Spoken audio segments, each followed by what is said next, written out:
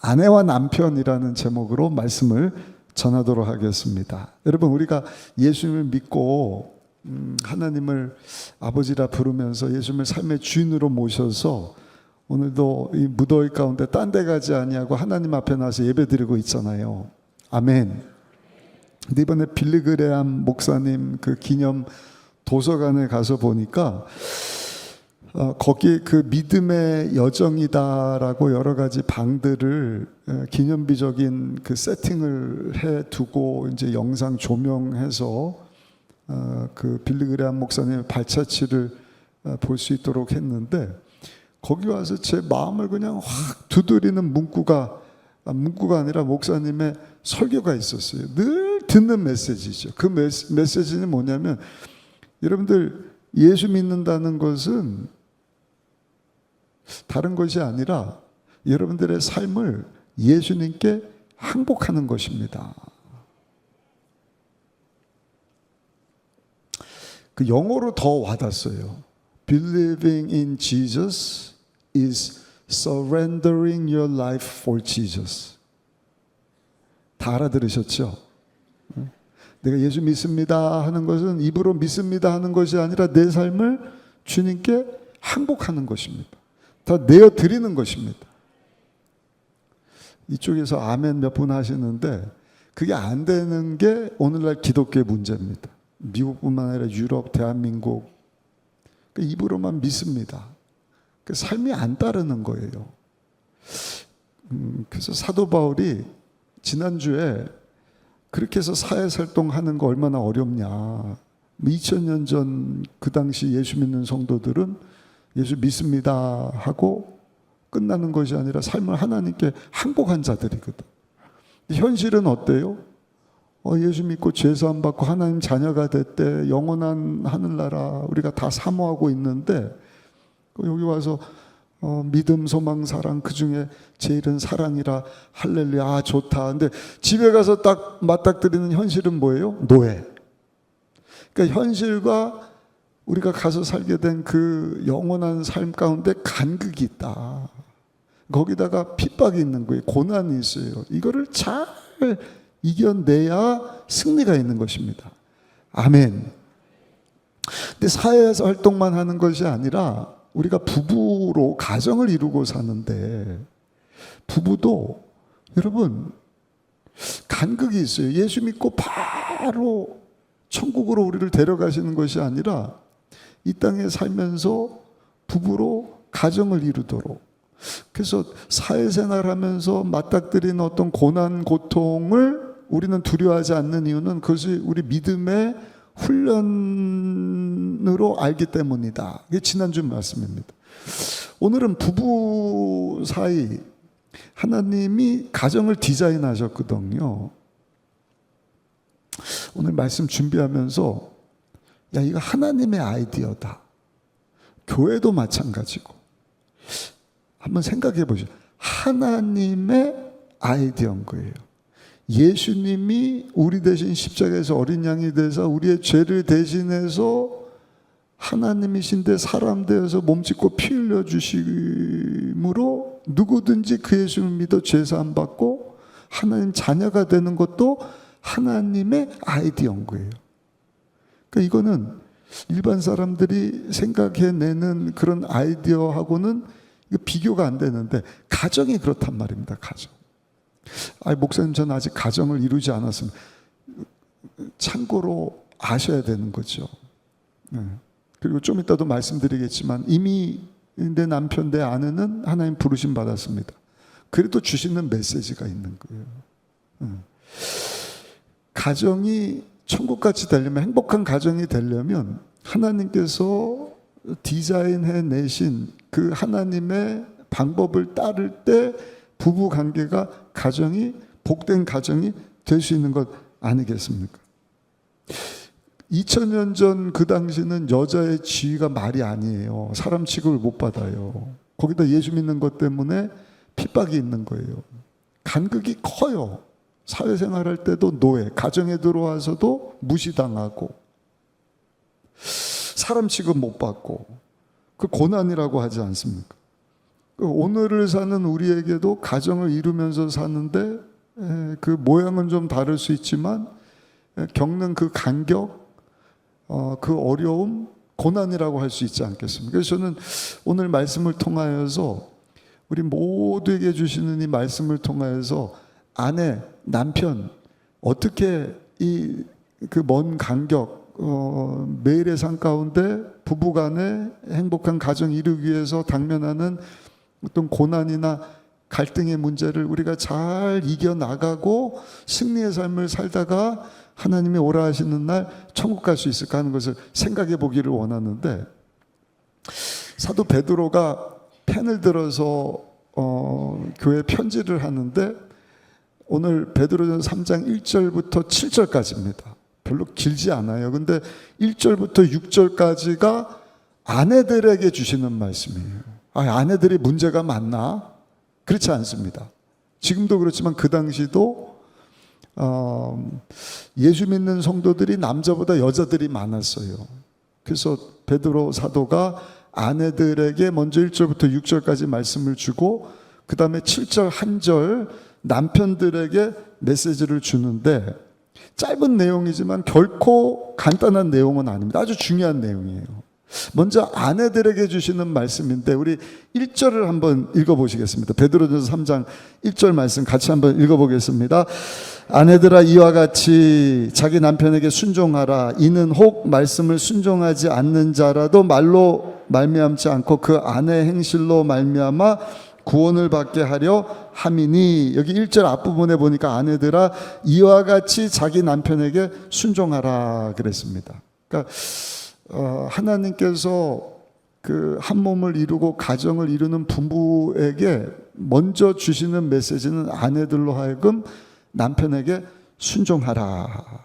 근데 1절에 보니까 이와 같이 무슨 내용인가? 지난주 2장 마지막 부분에 보면 예수님이 십자가에서 죽기까지 하나님께 순종하신 내용이 나오거든요. 그러면서 3장으로 넘어가서 이와 같이, 그러니까 예수님이 십자가에서 죽으신 것 같이 아내들은 남편에게 순종할 수 있어야 된다.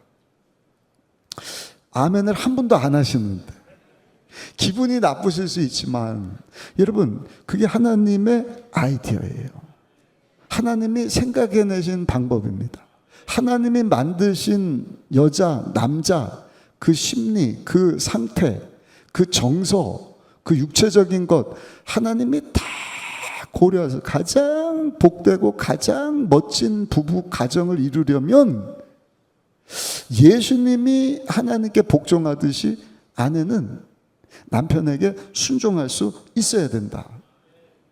그 이유를 우리가 4가지 정도 생각해 보기를 원하는데, 첫 번째는요, 그 예수님의 명령이기 때문에 순종해야 된다는 거예요. 우리 1절 다시 한번 읽어보시면 1절입니다. 아내들아 이와 같이 자기 남편에게 순종하라. 그 사람의 명령이 아니라 예수님이 명령하신 것처럼 이와 같이 아내들도 남편에게 순종할 수 있어야 된다.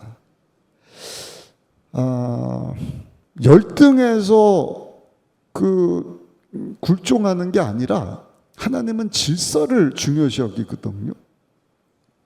성경을 보시면 하나님이 창세기 1장 27절 28절 보면 남자 여자를 똑같이 만드시는 거예요. 남자 여자로 만드셨지만 두 사람을 똑같이 축복해 주시고 똑같이 하나님께서 권한 주시는 것을 보는데, 우리 한번 읽어보실까요? 창세기 1장 27절부터 28절까지 한번 읽어보겠습니다. 하나님이 자기 형상 곧 하나님의 형상대로 사람을 창조하시되 남자와 여자를 창조하시고 하나님이 그들에게 복을 주시며 하나님이 그들에게 이르시되 생육하고 번성하여 땅에 충만하라.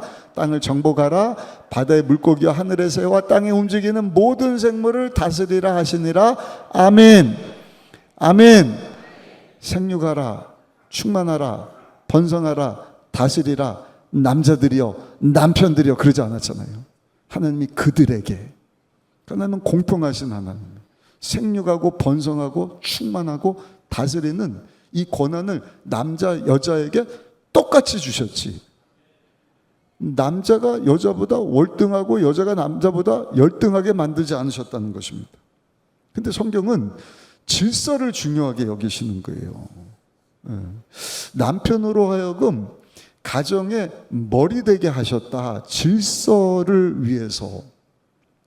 엄밀히 생각해 보면 여자분들이 남자분들 기분 나쁠 수 있지만 남자들보다 뛰어난 것이 더 많습니다.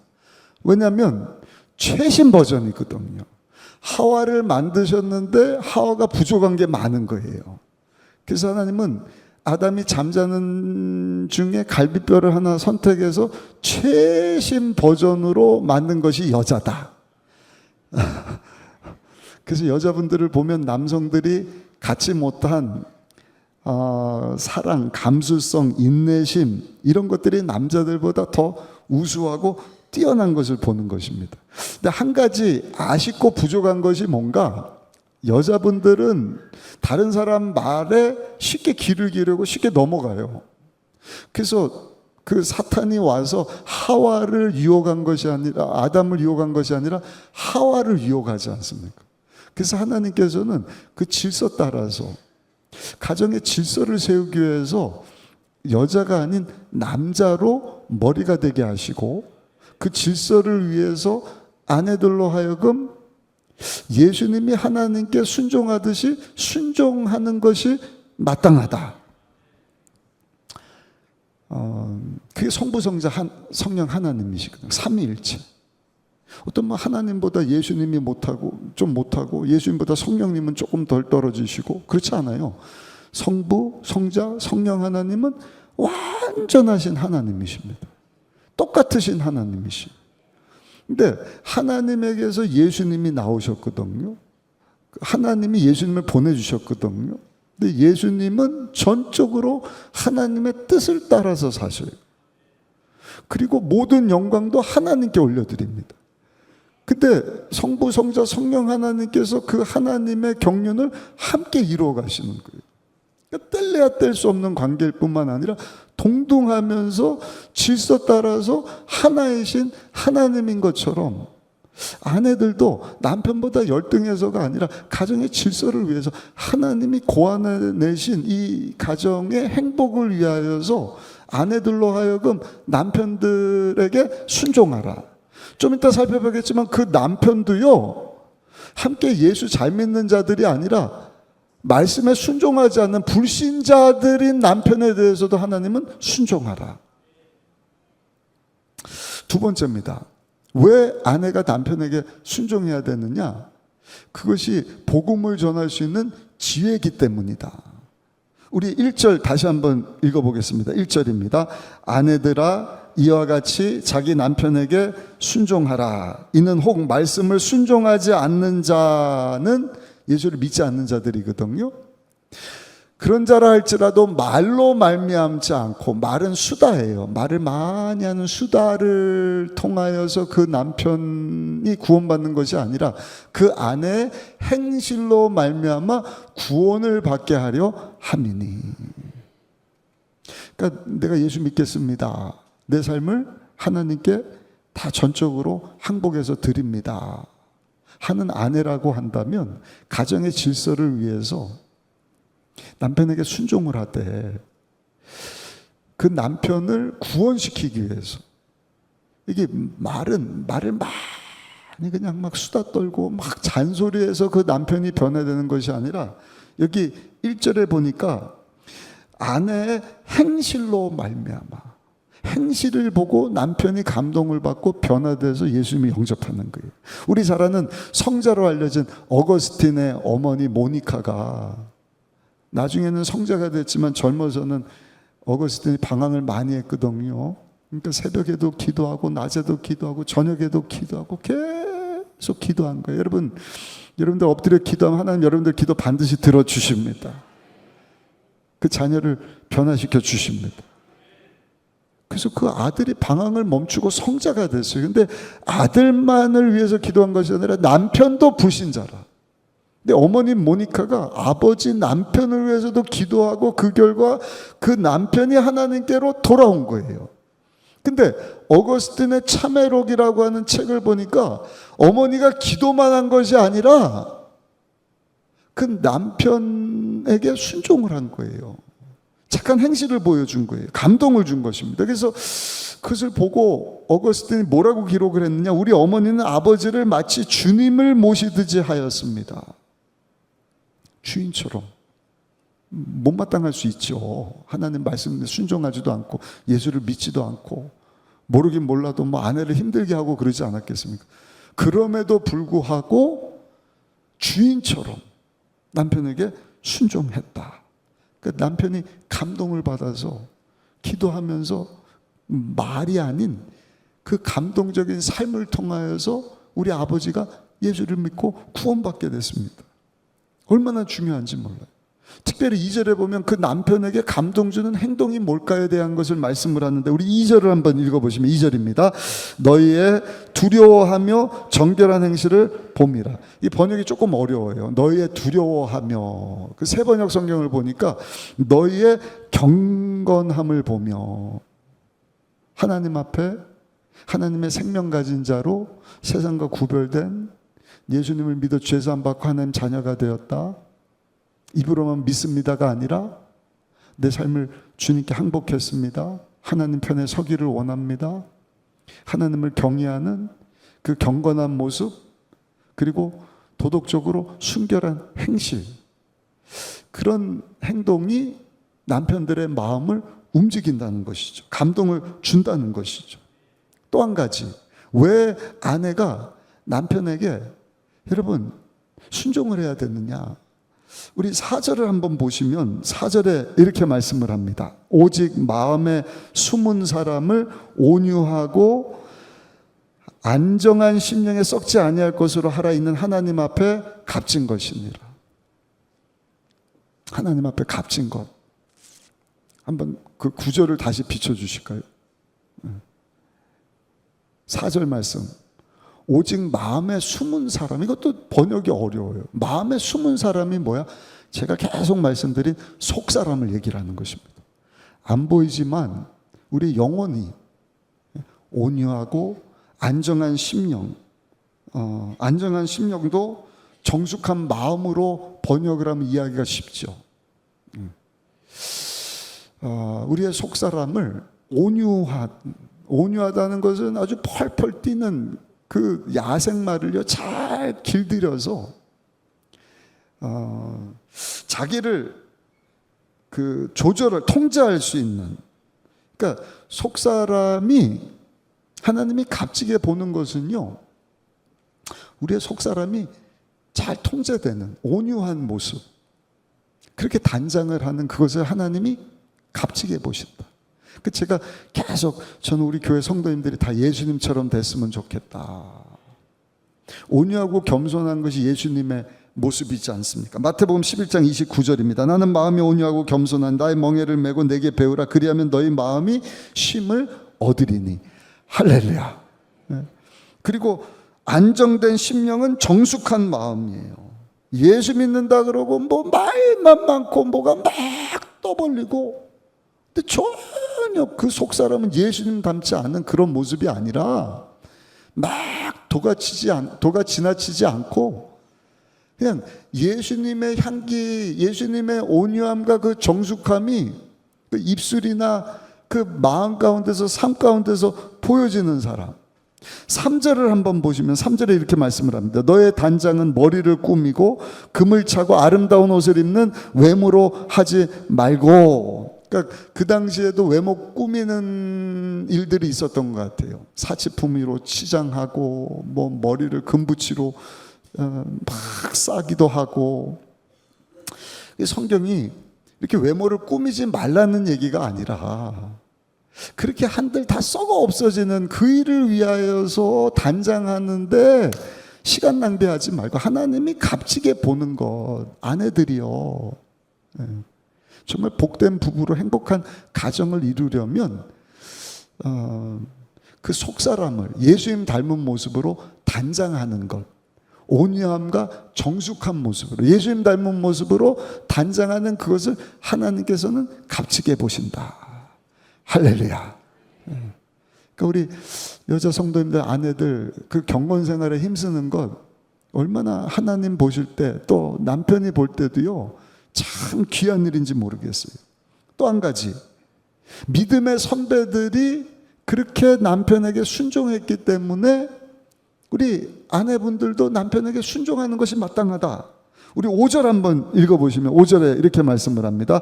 전에 하나님께 소망을 두었던 거룩한 부녀들도 이와 같이 자기 남편에게 순종함으로 자기를 단정했다. 여러 인물들이 나오잖아요, 믿음의 사람들. 근데 6절에 보면 특별히 아브라함의 아내였던 사라가 어떻게 그 속사람을 잘 단장해서 남편에게 순종했는지. 아브라함은 믿음의 조상입니다. 사라는 믿음의 어머니입니다. 여러분, 사라가 사라 될 수 있었던 이유는 뭐예요? 성경에 보면 아까 말씀드렸던 모니카가 그 남편을 주인으로 섬긴 것처럼, 베드로가 지금 예수님이 하나님께 순종한 것처럼 사라는요 자기 남편 아브라함을 주인이다 부르면서 남편에게 순종했다 성경에 말씀을 합니다. 재미있는 것은 이 사라라고 하는 뜻이 여왕을 뜻하는 거예요. 여왕. 우리 여자분들 마음 가운데는요 여왕 컴플렉스가 있다는 거예요. 무슨 얘기냐면 여왕 대접을 받고 싶어 한다.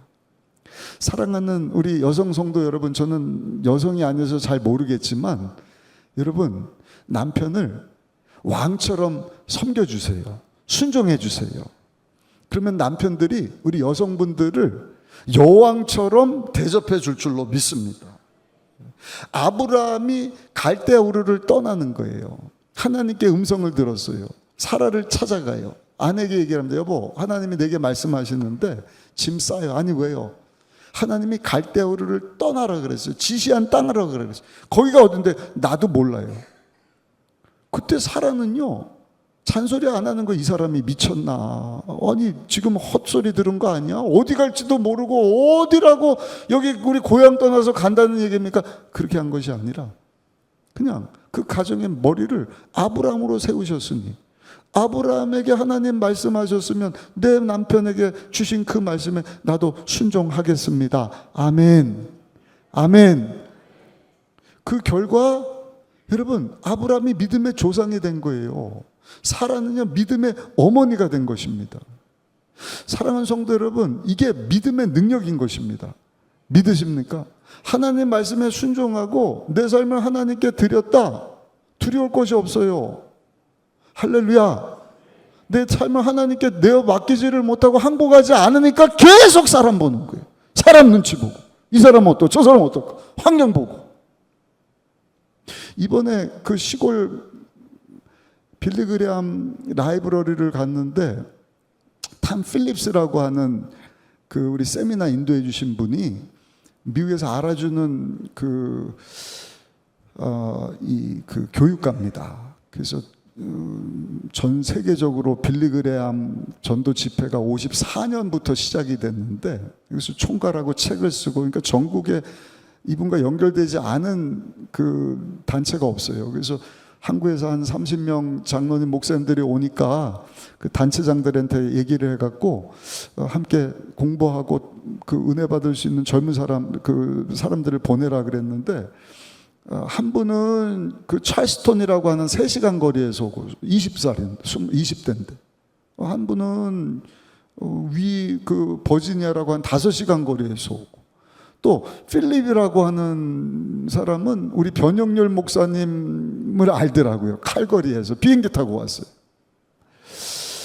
그래서 참 귀하더라고요. 이분들 제가 이제 세미나 들으면서 중간중간 여러 이야기를 나눴는데, 세상에 제가 처음에 말씀드렸던 예수 믿는 것은 입으로만 믿습니다가 아니라 삶을 서렌더하는 것입니다. 전적으로 자기 삶을 하나님께 내어 맡긴 자들. 그래서 야, 미국에 희망이 있다.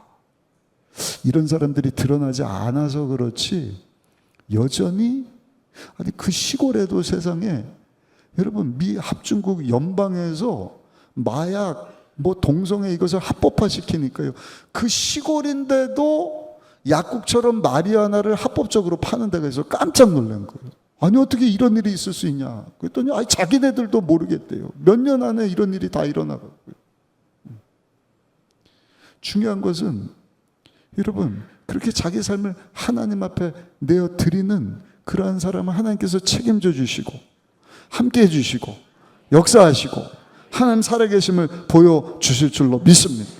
사라가 그렇게 남편에게 순종했다는 거예요. 그러니까 두려운 일을 만나도 놀라지 않는다. 우리 한번 읽어보실까요? 6절 말씀 같이 한번 읽어보겠습니다. 사라가 아브라함을 주라 칭하여 순종한 것 같이 너희는 선을 행하고, 순종하는 선입니다. 아무 두려운 일에도 놀라지 않냐면 그의 딸이 된 것이라. 그 순종하니까, 하나님 편에 서니까, 하나님께 모든 것을 내어 맡기고 믿음으로 사니까 두려운 일을 만나도 놀라는 게 없어요. 왜? 하나님만 경외하니까. 그런 사람은 어떻게 된다? 사라의 딸과 같이 된다. 사라처럼 여왕 대접 받는다는 거예요. 오늘 함께 예배드리고 있는 우리 여자분들, 우리 아내분들, 여러분 이 마지막 때 정말 남편에게 순종함으로 하나님께 여왕 대접 받게 되시기를 예수님의 이름으로 축복합니다. 근데 말씀 준비하면서 남편이 없는 분들, 먼저 하나님 품으로 보내고 홀로 된 분들, 여러분 그런 우리 아내 되는 분이 계시다고 한다면 이제는 신랑 되시는 예수님께 순종하는 삶 살기시기를 예수님의 이름으로 축원합니다. 그리고 미혼자들, 아직 결혼 안 했어요, 목사님 시집도 안 갔어요, 남편도 없어요, 준비하는 거예요. 이게 아내로서 복된 가정을 이룰 수 있는 하나님의 방법이구나. 주여, 제가 시집가면 우리 남편에게 잘 순종하는 삶을 살게 하여 주옵소서. 그렇게 세워져 나가시기를 예수님 이름으로 축원합니다. 그리고 남편에게 주시는 말씀은 7절에 나오는데, 저는 이제 남편의 입장이다 보니까 7절이 너무너무 와닿습니다. 우리 7절 말씀 한번 읽어보시면, 한 절 말씀인데요, 같이 읽어보시겠습니다.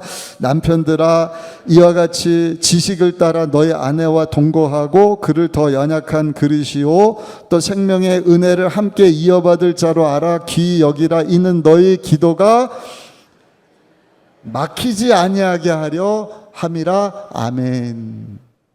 한 4가지 정도를 남편들에게 짧은 구절에서 말씀을 하는 거예요. 교회가 예수님을 사랑하듯이 남편도 아내를 사랑해야 되는데, 그 사랑은 아내를 책임지는 것이다. 어떻게 책임을 지죠? 4가지 영역인데, 첫 번째 보면은요, 남편들의 이와 같이 지식을 따라 그랬어요. 7절 한번 다시 보여주세요. 7절 말씀 같이 한번 읽어보겠습니다. 남편들아, 이와 같이 지식을 따라. 그러니까 입으로만 아내를 사랑하는 것이 아니라 아내에 대하여서 지식을 따라, 이 지적인 영역에서 남편들은 아내를 책임져 줄 수 있어야 된다.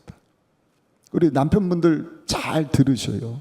지식적으로 아내를 책임진다는 것이 뭔가, 그것은 여러분들의 아내가 누구인지를 알아줘야 된다는 거예요. 남자도 아멘을 안 하고 여자도 아멘을 안 하시고 다 아셔서 그래요. 과연 그럴까요? 한 세미나에서 강사가 부부를 딱 불러다가 종이 나눠주고 펜 나눠주고, 남편에 대해서 아내에 대해서 한번 아는 대로 써보세요. 생년월일부터 해서 결혼기념일은 언젠지, 상대방의 성격을 써보세요. 상대방의 취미를 써보세요. 상대방의 소원이 뭔지를 써보세요. 상대방의 건강상태를 한번 써보세요. 여자들은요 줄줄줄줄줄 써나가요. 남편 생년월일, 결혼기념일, 취미는 이렇고, 뭐 그냥 건강상태는 이렇고, 마음의 꿈은 이렇고, 소원은 이렇고. 근데 남자들은 뭘 써야 될지를 몰라요. 왜? 아내에 대해서 아는 게 없어요. 당황해하는 거예요. 근데 여러분, 그 부부만 그런가? 오늘을 사는 남편들, 저한테 주는 메시지라는 거예요. 그렇다고 제가 제 아내 생일을 모를 정도는 아닙니다. 결혼 기념일도 압니다. 근데 아내 건강 상태에 대해서, 아내 꿈이 뭔가, 그 남편들이 과연 알고 지내는가, 그 아내에 대해서 지적으로 책임을 지고 알려면 다른 방법이 없습니다. 대화를 많이 해야 됩니다. 관심을 가져야 됩니다. 여러분, 오늘 주시는 말씀을 붙잡고 남편 되시는 사랑하는 우리 남성 성도 여러분, 아내에 대해서 지적으로 책임져 줄 수 있는 남편들 되시기를 예수님 이름으로 축복합니다. 또 한 가지 우리 7절 다시 한번 보시면, 남편들아 이와 같이 지식을 따라 너의 아내와 동거하라 그랬어요. 동거, 함께 잠자리를 이루는 것, 성적인 필요를 채워주는, 이게 18금 이야기처럼 들리지만 그게 성경의 가르침이에요. 그러니까 성적인 만족도 남편이 책임져 줄 수 있어야 한다. 또 동거한다는 말 속에는요, 시간을 내준다. 우리가 친구 만나고 자기 취미생활 할 땐 시간을 막 내요. 일한다고 뭐. 근데 동거한다. 아내를 위해서는 시간을 과연 내주는가? 아까 말씀드렸던 지적으로 아내를 알아가기 위해서도 시간을 만들어서 알아가야 하는 것이죠. 또 동거한다는 뜻 가운데는요, 삶을 나눈다는 의미가 있다는 거예요. 집을 무슨 하숙집처럼 한참 일하고 와서 밥 먹고 잠자고 그 다음날 씻고 나가고 그 다음날 와서 밥 먹고 씻고 나가고, 그는 여러분 집이 하숙집이잖아요. 가정은요 하숙집이 아니에요. 함께 남편과 아내가 함께 시간을 보내는, 동거하는 곳이라는 것이죠. 그러니까 육적인 것에도 책임을 질 수 있어야 된다. 또 한 가지 7절 또 한 번 읽어보시면, 남편들아 이와 같이 지식을 따라 너의 아내와 동거하고 그를 더 연약한 그릇으로 알아야 된다. 더 연약하다. 아니 목사님 아까 똑같이 만드셨던, 똑같아요. 근데 최신 버전이다 보니까 조금 정서적으로 민감해요. 여자분들 기분 나빠하지 마세요. 정서적으로 민감하다, 연약한 그릇이다, 그래서 쉽게 깨진다. 여러분, 개밥그릇 같은 것은요 아무렇게나 던져도 안 깨져요. 근데 아주 좋은 거, 비싼 거, 고귀한 그릇은요 어떻게 그렇게 잘 깨지는지.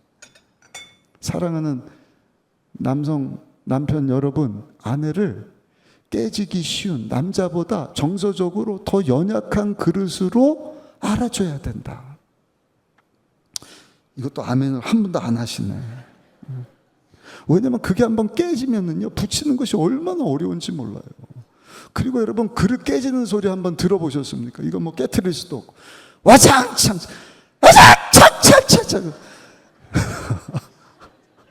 남편들 혼을 다 빼버리지 않습니까?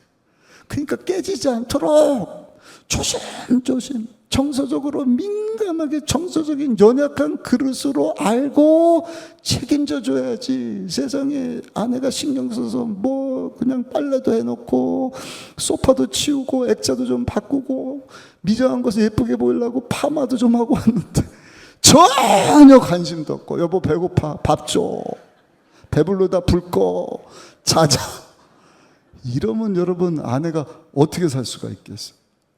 아내는요 큰 거에서 감동받는 게 아니라 정말 작은 것에서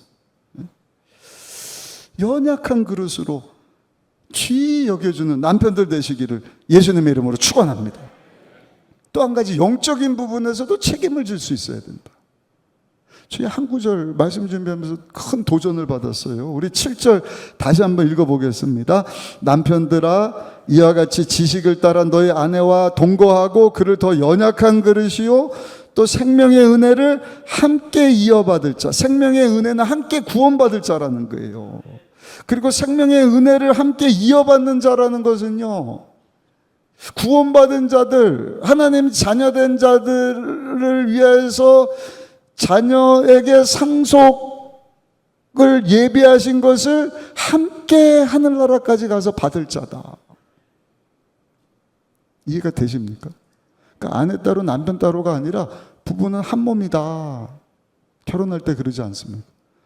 그러니까 이 땅에서 함께 영적인 신앙생활을, 그 간극을 아내는 남편에게 순종하고 남편은 아내에게 육적으로, 지적으로, 정서적으로, 영적으로 책임을 다하다가 하나님께서 부르신 날 함께 하나님 앞에 서서 한 몸으로 함께 하나님 상속자에게 예비하신 그 신령한 상급을 받는 것입니다. 따로따로가 아니에요. 그 생각하고 나니까 제 사모가 저 뒤에 있지만 우리 사모님에게 잘해야겠구나. 한 몸이었지. 함께 신앙생활하고 함께 하나님 앞에 우리가 서게 될 것 아닌가. 영원한 동반자, 영원한 동반자. 사랑하는 성도 여러분, 제가 지난주에도 말씀드렸잖아요. 천국은요, 바실레야 장소의 개념이거든요. 분명히 있습니다. 그리고 그 천국에는요, 아무나 들어가는 것이 아니라 하나님께 선택받고, 정말로 눈물을 닦아줄 만한 삶을 사는 자들이 들어가는 곳이지, 믿습니다 해놓고 내 삶도 하나님 앞에 바치지를 않고 그냥 내 맘대로 살았다. 물론 구원은 하나님이 주시는 것을 우리가 알 수는 없지만, 부부가 열심히 죄사함 받고 하나님 자녀 된 것에 대해서 감사해서 주여 제 삶을 하나님께 서렌더를 합니다. 다 내어 맡깁니다. 입으로뿐만이 아니라 여러분 함께 믿음 생활하는 거예요. 그렇게 하지 않으면 여기 7절에 보니까 그 남편의 기도가 막히게 된다. 그러니까 아내가 함께 신앙생활하고 함께 하나님 앞에 상 받을 자인데, 이업을 이어받을 자인데 전혀 뭐 관심도 없고 책임도 지지 않으면 그 기도가 될까요? 안 되는, 기도가 막힌다는 것이죠. 그러므로 여기 모인 저를 비롯한 우리 남성 성도 여러분, 7절 말씀처럼 아내에게 책임을 다하고 정말 존귀 여겨주시고, 아멘. 그 여러분들이 시청각적으로 딱 확인하시고 평생 기억하시도록. 제가 이번에 가갖고요 잘한 것 중에 하나가, 지난번 말씀드렸잖아요. 빌리그레암 목사님 사모님 그 묘비 사진 찍어 왔어요. 여러분 한번 보여주세요. 사진. 그 전시관에서 딱 나오면 묘비가 있어요. 오른쪽에 좀 굵은 십자가가 빌리그레암 목사님 묘비인데, 그 밑에 보면 요한복음 14장 6절하고 주 예수 그리스도의 복음을 전한 자 이렇게 되어 있습니다. 그리고 여러분들 보실 때 왼쪽에 있는 것이 루스 그레햄, 그 부모님이 의사인데 중국에서 선교 활동하다가 평양에 가신 분들이더라고요. 근데 그 밑에 지난주 설명드렸죠. 한번 보여주세요. 네. 우리 빌리그레암 목사님 묘비고, 그 다음에 그 다음 사진, 그 다음 사진, 그 다음 사진, 네, 요 사진. 여기 보면 뭐라 그래요? 우리 이 땅에 사는 삶이 공사 중이다. 그렇죠? 완전하지 않아요. 성화의 삶. 어떻게 우리 속사람이 예수 그리스도의 온전함까지 이룰 수 있을까? 계속 몸부림치잖아요. 근데 이 사모님이 빌리그레암 목사님하고 가다가 공사 중 써있던 것이 공사가 끝나서 편말이 바뀌어버린 거예요. 그 뭐라고 썼냐? 이제는 공사 끝났습니다. End of construction. 공사가 끝났습니다. 그리고 그 밑에 Thank you for your patience 이렇게 되는 거예요. 그동안 참아주셔서 인내해 주셔서 너무너무 고맙습니다. 여보, 내 하나님께 부름받으면 내 묘비명에 적어 써주세요. 실제로 그걸 썼어요. 저 밑에. 공사 끝났습니다. 이제 하나님께로 갑니다. 그동안 참고 예수님 닮아가려고 하는 나의 모습 참아주고 인내해주고 존귀 여겨주셔서 감사합니다. 눈물이 나더라고요. 그래서 그 다음 사진 보면 제가 우리 사모하고 인증샷을 찍어 왔어요. 한번 보여주시죠. 우리 사모한테도 공개를 안 했는데, 여보 우리도 이 땅에서도 한 몸이니까 정말 하나님 기뻐하시는 부부의 삶을 살다가 하나님 부르시면 함께 하늘나라 가서 그 생명의 유업을 이어받는 자로 하나님 앞에 섭시다. 다짐하고 왔어요. 잘했죠? 박수 한번 쳐주실래요? 이 담임 목사 부부의 결단이 사랑하는 순복음 의정부교회 교회 공동체를 이루는 모든 모든 성도들의 다짐이 되고 결단이 되시기를 예수님의 이름으로 축복합니다. 그 도서관을 나오면 저 묘비가 있는데 그 마지막 전시관 끝에 빌리그레암 목사님이 돌아가시기 전에 남긴 글귀가 딱 써 있더라고요. 한번 보여주실까요? 네. 이 글귀인데 제가 이 내용을 번역을 했어요. 여기 뭐라고 써 있냐면, 언젠가 당신이 빌리그레암 목사의 죽음에 대해서 듣거나 책을 통해서 읽게 된다면, 빌리그레암 목사님이 돌아가셨대? 듣든지 책을 통해서 이분이 몇 날 며칠 죽었구나. 여기 보면 뭐라고 기록했냐?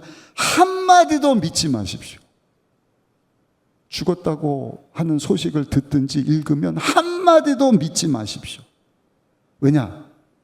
저는 죽은 것이 아니라 집 주소만 바뀌었을 뿐이지, 이 땅이 아니라 하나님 예배하신 천국으로 싹 옮겨갔을 뿐이지, 저는 지금보다 더 시퍼렇게 살아있을 것입니다.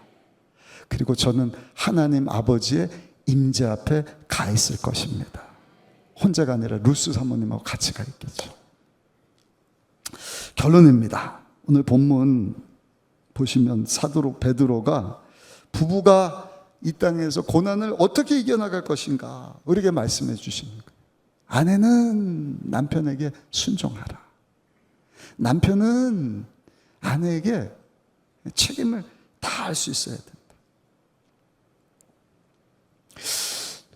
생각을 해봤어요. 아까도 말씀드렸지만, 그러면 남편 없는 아내 된 우리 성도님들, 아까도 말씀드렸지만 신랑 되시는 예수님께 순종하는 삶을 사시기를 예수님 이름으로 축복합니다.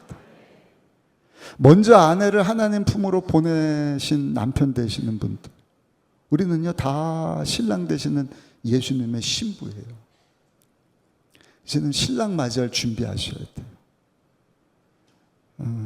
아내가 있을 때는 아내를 책임지기 위하여서 기도해야 되거든요. 아니, 육적으로, 지적으로, 정서적으로, 영적으로 안 되게 몰라요. 왜냐하면 노력을 하는데 저희 사모만 그렇지는 않을 거예요. 그거 아니래요. 그럼 뭐냐? 그 알아서 하라는 거. 알아서. 어떻게 알아요? 답은요, 다른 게 아니라 엎드려야 사는 거더라고요. 아내한테 엎드리는 게 아니라 하나님께 엎드려야 된다. 하나님께 지혜를 구해야 된다. 사랑하는 우리 남성 성도 여러분, 한 아내의 그 필요를 채워주기 위해서 하나님 앞에 엎드려서 하나님 주시는 지혜를 가지고 아내에 대해서 책임을 다하는 삶 사시기를 예수님 이름으로 축복합니다. 근데 아내가 없는 분이 계시다고 한다면 계속해서 엎드리셔요.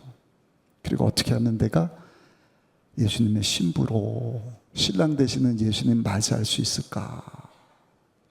그리고 계속 여러분들의 삶을 하나님께 서렌더를 하셔요. 주여, 내가 하나님께 쓰임받기 원합니다. 한 번뿐인 인생 속히 지나간다. 내가 주님 앞에 서게 될 텐데, 주님이 내 눈물을 닦아주시고 날 위해서 영원히 썩지 않는 영원한 상급을, 상속자를 위한 그 신령한 유업을 예비하셨는데, 그 유업 이어받는 자로 서기를 원합니다. 그런 고백을 하시면서 하나님 영광에서 살아갈 수 있는 우리 모든 성도님들이 다 되시기를 예수님의 이름으로 축원합니다.